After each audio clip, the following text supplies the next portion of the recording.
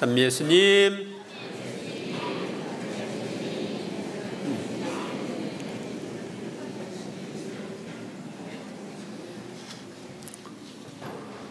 오늘은 부활 제3주일입니다. 오늘의 독서와 복음의 주제는 부활의 증인입니다. 첫째로 오늘의 복음은 제자들의 예수님 부활 체험을 전해줍니다. 그 무렵 예수님의 제자들은 길에서 겪은 일과 이 엠마오로 가는 제자들이 길에서 겪은 일을 이야기하는 거예요. 빵을 떼실 때에 그분을 알아보게 된 일을 이야기해 주었다. 그들이 이러한 이야기를 하고 있을 때 예수님께서 그들 가운데 서시어 평화가 너희와 함께 하고 그들에게 말씀하셨다. 그들은 너무나 무섭고 두려워 유령을 보는 줄로 생각하였다. 죽은 이가 나타났으니까 유령을 보는 줄로 생각한 거죠. 그러자 예수님께서 그들에게 이르셨다. 왜 놀라느냐? 어찌하여 너희 마음에 여러 가지 의혹이 있느냐? 내 손과 발을 보아라. 바로 나다. 나를 만져보아라. 유령은 살과 뼈가 없지만 나는 너희도 보다시피 살과 뼈가 있다.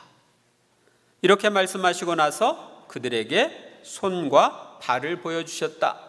왜 손과 발을 보여주셨어요? 못 박힌 자국을 보여주시는 거죠.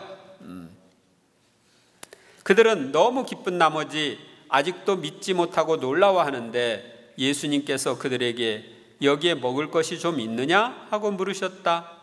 그들이 구운 물고기 한 토막을 드리자 예수님께서는 그것을 받아 그들 앞에서 잡수셨다. 예수님께서는 당신께서 부활하셨음을 확실하게 보여주셨고 제자들은 부활하신 주님을 확실하게 체험했습니다. 이것이 오늘 복음의 내용입니다. 그런데 예수님께서는 부활 승천하실 때 마지막에 마테오복음 마지막 절에 보면 이렇게 말씀하십니다. 내가 세상 끝날까지 언제나 너희와 함께 있겠다. 즉 예수님은 세상 끝날까지 부활하신 주님으로 우리와 함께 있겠다고 그랬는데 예수님이 지금 우리와 함께 계심을 체험하고 있습니까? 부활하신 예수님이 정말 나와 함께 계시다, 우리 가운데 계시다 하는 걸 내가 느끼고 있나요? 어떻게 느끼고 있나요? 무엇을 통해서? 네. 예수님이 우리와 함께 계신 것은 교회 안에서 이루어지는 성사를 통해서 우리가 느낄 수가 있습니다. 여러분들이 세례성사를 받으셨죠? 세례성사를 받을 때 죄를 용서받고 하느님의 자녀가 되었죠? 그것은 사제 안에 예수님이 계시면서 사제를 도구로 쓰셔서 여러분들에게 세례를 베풀었기 때문에 실제적으로 죄가 없어지고 예수님처럼 하느님 자녀가 된 거예요. 만약 예수님이 부활하셔서 우리와 함께 계시지 않는다면 우리의 죄가 없어지지 않을 것이고 우리가 하느님 자녀가 될 수가 없을 거예요. 또 여러분들이 세례성사 후에 죄를 지쳐 죄를 지으면은 마음이 편치 않죠. 마음이 좀 불안하고 찜찜하고 그래요. 그런데 고해성사를 받고 나면 어때요? 마음에 평화가 오죠. 그는 어떻게 해서 고해성사를 받았는데 마음에 평화가 오나?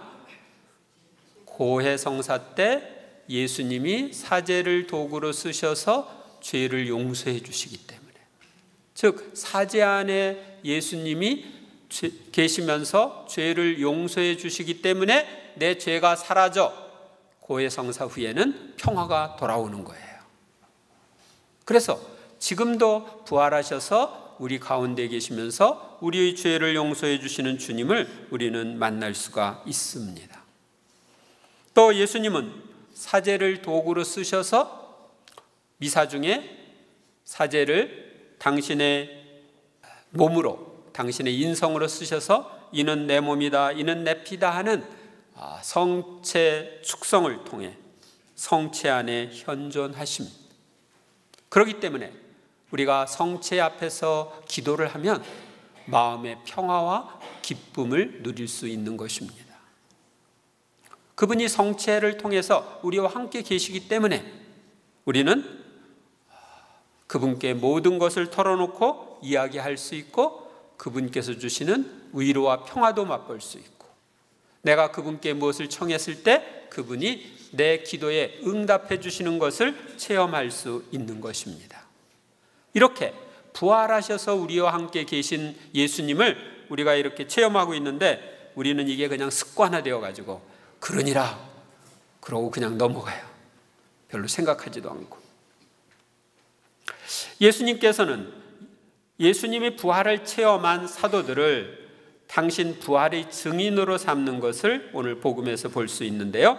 성경에 기록된 대로 그리스도는 고난을 겪고 사흘 만에 죽은 이들 가운데에서 다시 살아나야 한다. 그리고 예루살렘에서부터 시작하여 죄의 용서를 위한 회개가 그의 이름으로 모든 민족들에게 선포되어야 한다. 너희는 이 일의 증인이다. 이렇게 예수님이 말씀하셔요. 주 예수님의 죽음과 부활을 증거해서 예수님이 우리의 죄 때문에 죽으셨으니까 그 회개함으로써 죄를 용서받고 구원될 수 있도록 모든 민족에게 이 복음을 선포해야 된다. 그래서 제자들이 이제 복음을 선포하게 됩니다. 그래서 오늘 둘째로 오늘 제1독서는 예수님의 부활의 증인으로서 사도들이 예수님의 부활을 증거하는 모습을 볼 수 있습니다. 여러분은 예수님을 빌라도에게 넘기고 그분을 놓아주기로 결정한 빌라도 앞에서 그분을 배척하였습니다. 그러나 아브라함의 하느님과 이삭의 하느님과 야곱의 하느님 곧 우리 조상들의 하느님께서는 당신의 종 예수님을 영광스럽게 하셨습니다. 여러분, 영광스럽게 했다는 것은 부활시키셨다는 뜻이죠. 여러분은 거룩하고 의로우신 분을 배척하고 살인자를 풀어달라고 청한 것입니다. 살인자는 누구요? 바랍바를 풀어달라고 청했어요. 예수님은 십자가에 못 박으라고 그러고.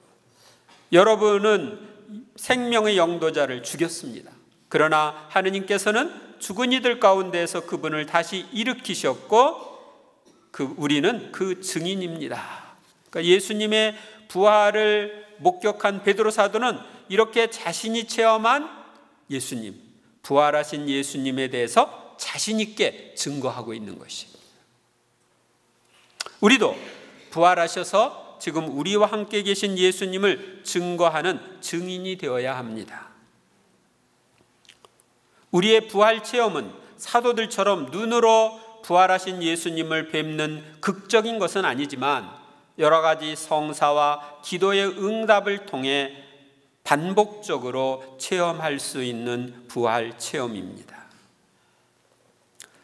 제가 그 전인적 치유 피정을 신자들을 위해서 하는데 그 피정을 통해서 치유를 받는 사람들이 많이 있습니다. 어떤 사람은 전에 있던 본당에서 매일 술을 먹지 않고서는 잠을 못 자는 사람이 있었습니다. 그런데 그 매일 술 먹는 습관에서 벗어났습니다. 어떤 사람들은 마음의 미움과 분노로 부글부글 끓고 있음으로써 병이 들었는데 거기서부터 벗어나는 경우도 있습니다. 주님이 저에게 주신 특별한 은혜 중에 하나는 뼈를 자라게 하는 그런 기적입니다. 안전뱅이를 일으켜 세운 적은 없습니다. 그런데 소아마비나 또 이렇게 사고나 이런 걸로 뼈가 오른쪽 다리나 왼쪽 다리, 오른팔이나 왼팔이 이렇게 좀 짧아진 경우에 같이 기도를 하면 뼈가 그 자리에서 10중 8구는 늘어나는 걸 볼 수 있습니다. 근데 그것은 주님이 제 안에 계시면서 저를 도구로 쓰셔서 하시는 것뿐입니다.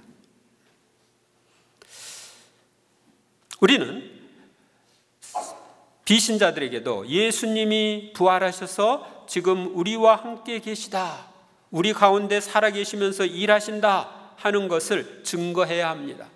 그들이 야, 무얼로 예수님이 부활하셔 너희랑 함께 있는 걸 믿을 수 있냐? 이렇게 질문을 하면 우리가 예수님을 받아들이고 세례를 받으면 모든 죄를 용서받고 하느님의 자녀가 된다. 예수님이 죄를 용서해 주시기 때문에 우리가 세례를 받으면 마음의 평화와 기쁨이 온다. 내가 세례를 받고 나서도 신자답지 못한 삶을 살 때, 죄를 지어서 마음이 불안하고 초조하고 그럴 때 고해성사를 받으면 그 불안한 마음이 없어지고 마음의 평화가 온다.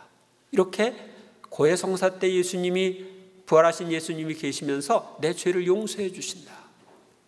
내가 힘들고 어려운 일이 있을 때 성체 예수님 앞에 가서 기도하면 마음의 평화를 주시고 위로를 주신다. 또 이 세상을 힘차게 살아갈 수 있는 힘을 주신다. 부활하신 예수님은 지금 우리와 함께 계시다. 그러니까 예수님께 나와라. 이렇게 신자들은 비신자들에게 이야기할 수 있어야 합니다. 여러분이 체험한 그 하느님을 증거해야 하는 것입니다. 셋째로 오늘의 제2 독서는 예수님의 부활을 믿고 예수님의 이름으로 죄를 용서받은 신앙인의 삶이 어떠해야 하는지를 알려줍니다. 나의 자녀 여러분, 내가 여러분에게 이 글을 쓰는 까닭은 여러분이 죄를 짓지 않게 하려는 것입니다. 이제 여러분이 신자가 되면 죄를 짓지 말아야 돼요. 그러나 누가 죄를 짓더라도 하느님 앞에서 우리를 변호해 주시는 분이 계십니다. 곧 의로우신 예수 그리스도이십니다. 그분은 우리 죄를 위한 속죄 제물이십니다. 우리 죄뿐만 아니라 온 세상의 죄를 위한 속죄 제물이십니다. 예수님이 속죄 제물이 되셔서 죽으셨기 때문에 우리는 예수님을 통해 죄를 용서받습니다.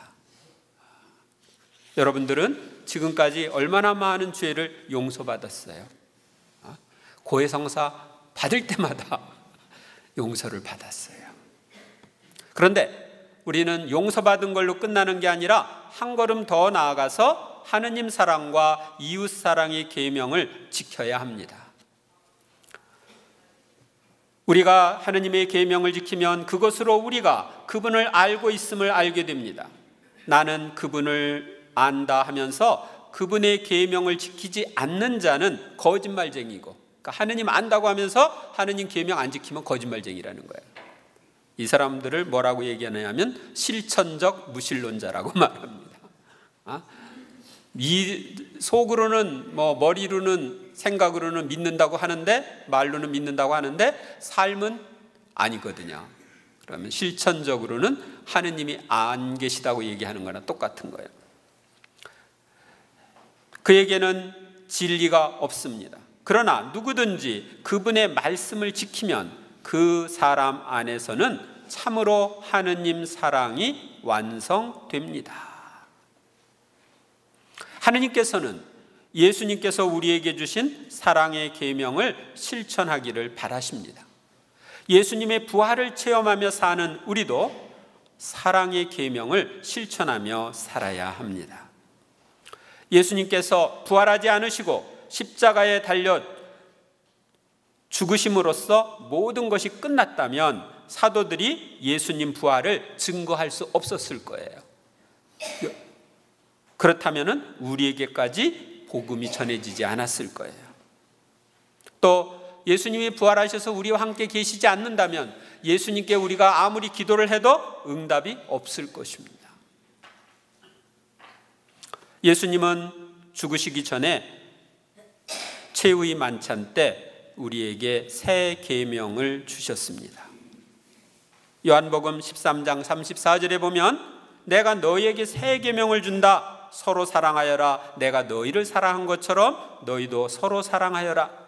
너희가 서로 사랑하면 모든 사람이 그것을 보고 너희가 내 제자라는 것을 알게 될 것이다 하셨습니다. 서로 사랑하라는 계명을 지키는 것은 부활하신 예수님의 제자인 표시예요.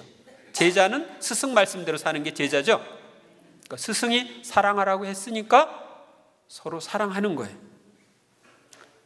그런데 내가 사랑하면 사랑이신 그분이 우리 가운데 계실 수 있어요. 그래서 당신의 일을 할 수가 있어요. 왜 예수님이 우리한테 서로 사랑하라고 했느냐? 사랑이신 당신이 우리 가운데 함께 사시고 싶으셔서 그랬습니다. 그러니까 예수님을 우리 가운데 현존하시게 하는 방법은 서로 사랑해서 우리 사이에 사랑이 있게 하는 것입니다. 그런데 서로 사랑하라는 계명을 잘 지키고 있습니까? 자신 없다. 왜 이 사랑하라는 계명을 못 지키나요? 우리는 사랑이신 하느님으로부터 왔기 때문에 사랑을 해야 됩니다. 그런데 왜 사랑이 잘 안 될까? 그것은 그동안 서로 주고받은 마음의 상처가 크기 때문입니다. 연애 시절에는 야, 너 없이는 못 살겠다, 같이 살자, 그래가지고 결혼을 합니다. 그런데 신혼 시절 사랑이 알콩달콩 하다가 이제 점점 식어집니다. 서로의 성격 차이, 사고방식 차이, 생활 습관의 차이로 말다툼을 하다 보면 서로 상처를 주고받습니다. 그래서 상처가 점점 깊어지다 보면 야, 이제 너 때문에 못 살겠다, 이혼하자, 여기까지 가는 사람들이 있습니다. 그리고 서로 주고받은 상처 때문에 나이가 들면 부부가 왼수가 됩니다. 그래서 황혼 이혼이 많아져요. 근데 이것은 사랑의 생활을 방해하는 거고, 상처받은 것을 치유받지 못했기 때문에 일어나는 현상입니다. 그래서 내가 이 세상에서 살아가면서 상처를 많이 받았기 때문에 부부간에 이루어져야 할 그 사랑은 약화되고 자녀에게 사랑이 쏠립니다. 그래서 배우자보다 자녀들에게 더 사랑이 가요. 안 그런가요? 그렇죠. 근데 이거 잘못된 거예요. 원래 부부간의 사랑이 더 커야 돼. 왜냐하면 연애 시절부터 지금까지니까 애가 태어나기 전부터 사랑했거든. 그러니까 사랑이 더 깊어야 되는 거예요. 더 오래 되었으니까. 그런데 받은 상처가 많아가지고 그쪽으로 간 거고 옆길로 자녀 쪽으로 가는 거예요. 자녀한테는 상처를 그렇게 많이 안 받았으니까. 우리가 정상적으로 사랑의 생활을 한다면 배우자를 자녀보다 더 사랑하는 겁니다. 또 한 걸음 더 나가면은 부모는 나보다 내 배우자보다 더 먼저 만났죠. 그래서 올바로 사랑을 했다면 부모를 더 사랑하게 되는 거예요. 부모, 배우자, 자녀, 이런 순서가 될 겁니다. 근데 거꾸로입니다. 자녀, 배우자, 부모. 이게 그동안에 쌓인 상처 때문에 그래요. 우리가 하느님 말씀대로 사랑을 한다면, 마음의 상처가 치유된다면 해가 갈수록 사랑이 점점 더 깊어지고 서로 더욱 닮게 됩니다. 그리고 다시 태어나도 당신만을 사랑하겠소. 영원히 당신과 함께 살고 싶소. 지금과 같은 가족관계 속에서 살고 싶다 하는 마음이 진정으로 우러나게 됩니다. 어느 목사님이 신자들한테 눈을 감으라고 그러고, 다시 태어나도 현재의 배우자와 함께 살 사람 손들어 보세요. 그랬더니 딱 한 사람 들더래요. 그래서 저 사람 참 대단한 사람이다. 그래서 물어봤대요. 아니, 권사님은 어떻게 다시 태어나도 현재와 같은 남편이랑 살고 싶습니까? 그랬더니 그 사람이 이야기하기를 다 그놈이 그놈이죠. 그러더랍니다. 어떤 사람은 배우자를 바꿀까요? 안 된다고. 왜 안 됩니까? 지금 이 사람 길들이는데도 힘들었는데 또 다른 사람 길들이려면 그 속을 어떻게 하느냐고.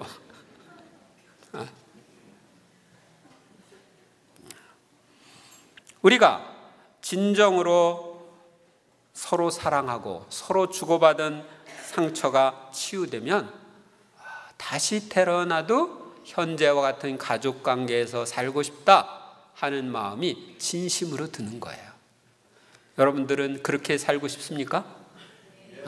그런 마음이 들고 싶습니까? 그러기 위해서는 치유받아야 돼요. 그래서 이제 제가 다음 28일부터 전인적 치유 피정할 때 여러분들이 참석을 하셔서 도움을 받으세요. 저는 해가 갈수록 신자들이 사랑스러워지거든요. 그래서 지금 고민입니다. 이거 내년에 떠나야 되는데 이거 떠날 수 있을까?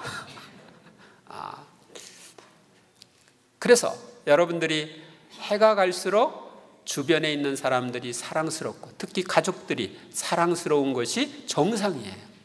치유가 될수록 그렇게 됩니다. 또 그렇게 할수록 하느님이 너무 사랑스럽고 좋아요. 그래서 하느님 때문에 살아요. 부활하시어 우리와 함께 계신 예수님을 체험하며 살고 있는 우리도 이제 예수님께서 우리와 함께 계시면서 우리의 죄를 용서해 주시고 우리의 기도에 응답해 주시는 주님이라는 것을 많은 사람들에게 증거해야 합니다. 그리고 그분을 믿고 따르는 사람답게 서로 사랑하라는 계명을 지키는 그런 사랑의 생활을 달이 가고 해가 갈수록 점점 더 깊이 해야 합니다. 이것이 바로 우리가 나아가야 할 신자다운 삶입니다. 저는 여러분 모두가 그런 삶을 살 수 있기를 바랍니다.